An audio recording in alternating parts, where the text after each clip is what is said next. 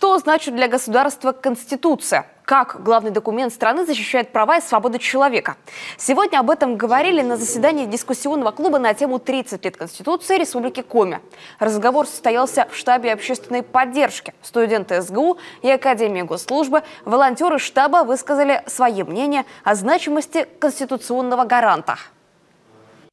Сегодняшняя встреча очень важна для молодых юристов.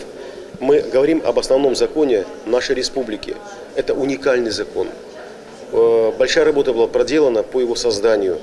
И я считаю, что те постулаты, которые там записаны, они актуальны сейчас. Выборы, которые мы ожидаем, выборы президента Российской Федерации, это важнейшее событие в истории нашей страны и в истории мировой. И они должны пройти легитимно, открыто, в соответствии с основными законами Российской Федерации и Республики Коми.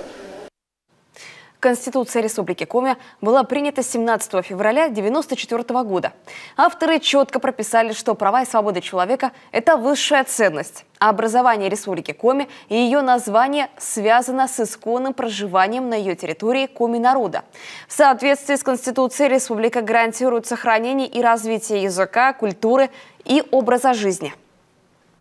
Мы встречаемся в штабе общественной поддержки с молодежью. Прежде всего, им необходимо знать значение Конституции, поскольку правовое государство, государство, в котором Конституция закрепляет права, законные интересы граждан, определяет государственное устройство, это те знания, которые необходимы каждому гражданину Российской Федерации.